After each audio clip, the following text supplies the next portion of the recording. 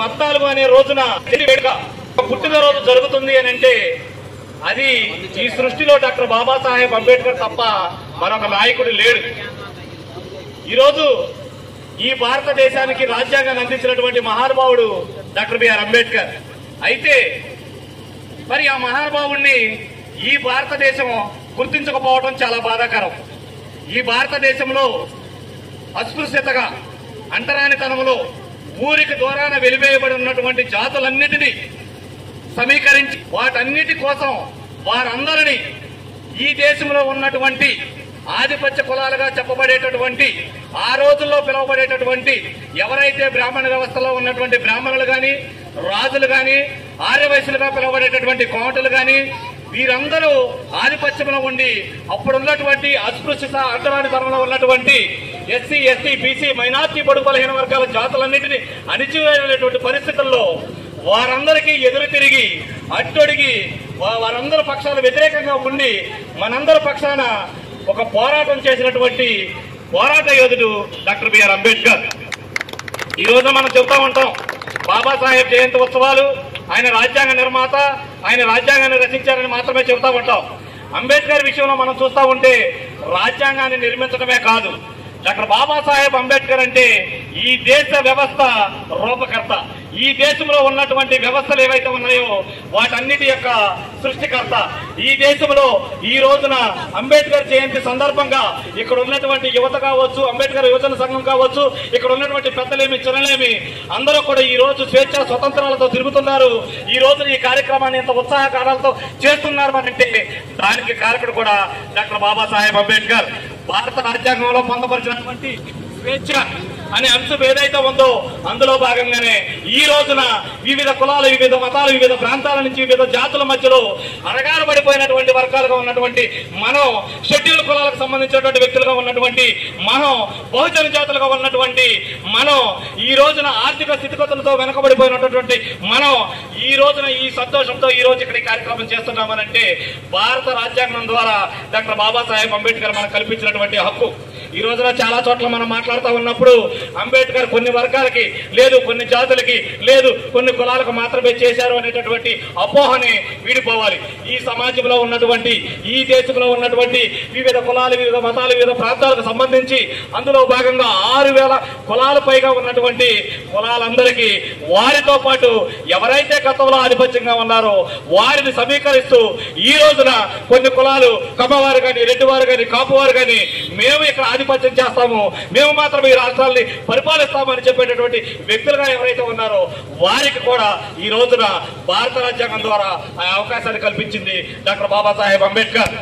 ఈ రోజున చాలా చోట్ల కార్యక్రమాలు ఉన్నాయి కాబట్టి నేను ఒక విషయాన్ని మీ ముందుంచి నేను సెలవు తీసుకుంటా ఉన్నాను.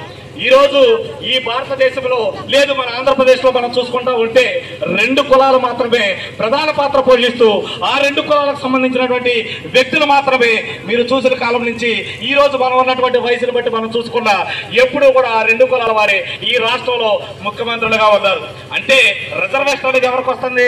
ముఖ్యమంత్రులుగా ఎవరైతే చేస్తున్నాడో, ఏ కులం అయితే చేస్తుందో వాళ్ళే రిజర్వేషన్ పొందుతున్నారు.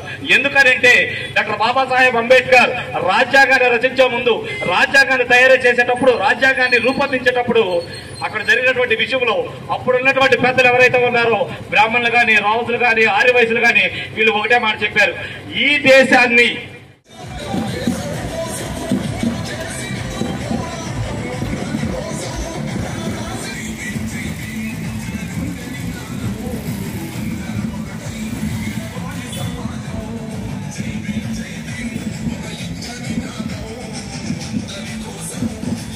ఫలానా కులంగానే ఉండాలి అని చెప్పి వారు కోరినప్పుడు వాటన్నిటిని తృణీకరించి వ్యతిరేకించి వాటన్నిటికీ అడ్డంగా ఉండి ఎట్టి పరిస్థితులు అలా కుదరదు.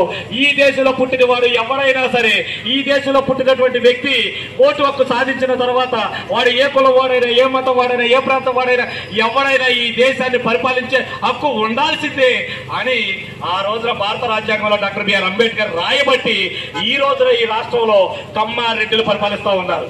వాళ్ళు కనుక ఆ రోజు అంబేద్కర్ కనుక ఈ విధంగా రాజ్యాంగంలో రాయకపోతే, ఈ విధంగా రాజ్యాంగంలో పొందపరచకపోతే ఈ రోజున ఈ రాష్ట్రాన్ని కావచ్చు, ఈ దేశాన్ని కావచ్చు ఎవరు పరిపాలించాలి? రాజులు మాత్రమే పరిపాలించాలి. గుడిలో పూజలు ఎవరు చేయాలి? బ్రాహ్మణుడు మాత్రమే పూజ చేయాలి. భూస్వాములుగా ఎవరు ఉండాలి? వ్యవసాయం ఎవరు చేయాలి? ఇలా మనం చూసుకుంటా పోతే కులానికి ఒక వ్యవస్థని, కులానికి ఒక రూపుని తీర్చిదిద్దే పనిలో ఉన్నటువంటి బ్రాహ్మణ వ్యవస్థను మొత్తాన్ని కూడా మొత్తాన్ని కోకటి వేళతో తీసివేసి ఈ రోజున ఈ దేశంలో ఉన్నటువంటి ఏ వ్యక్తి అయినా సరే తనకు నచ్చినట్లుగా, తన ఇష్టం వచ్చినట్లుగా, సమాజానికి వ్యతిరేకంగా కాకుండా తనకున్నటువంటి హక్కులు వినియోగించుకునే విధంగా మరి బతకడానికి వాళ్ళకి ఆ స్వేచ్ఛా స్వతంత్రాలు ఇచ్చినటువంటి మహనీయుడు ఈ దేశంలో డాక్టర్ బిఆర్ అంబేద్కర్ గారు తప్ప మరొక నాయకుడు లేదన్న విషయాన్ని మీరు గమనించాలి.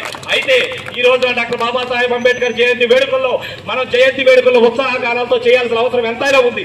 ఆ రీతిలో మనం సమాజంలో ఉన్నటువంటి కులాలను వ్యతిరేకించేటటువంటి పరిస్థితుల్లో వాళ్ళకి ఇబ్బంది కలిగే విధంగా మన యొక్క కార్యక్రమాలు ఉండకూడదు. అంబేద్కర్ యొక్క భావజాలంతో మనం ముందుకెళ్తున్నామనంటే, అంబేద్కర్ ఐడియాలజీతో ముందుకెళ్తున్నామంటే, వీళ్ళు అంబేద్కరిస్ట్ అంటే మన వైపు చూస్తే అంబేద్కర్ అంటే ఒక జ్ఞానానికి చిహ్నం. ఈ రోజున ప్రపంచ వ్యాప్తంగా కూడా అంబేద్కర్ యొక్క జయంతులు జరుగుతూ ఉన్నాయి.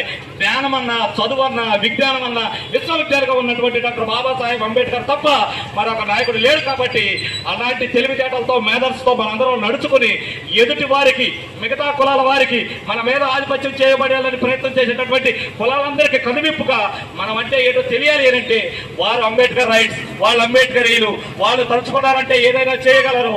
వాళ్ళ దగ్గర జ్ఞానం ఉంది, సంపద లేకపోవచ్చు, వాళ్ళ దగ్గర వ్యక్తిత్వం ఉంది, వాళ్ళ దగ్గర డబ్బు లేకపోవచ్చు అనేటటువంటి ఒక వ్యవస్థను మనం ముందుకు తీసుకెళ్లే దారిలో మనం అందరూ ఉండాలి. డాక్టర్ బాబాసాహెబ్ అంబేద్కర్ చెప్పినటువంటి ఒక గొప్ప మాట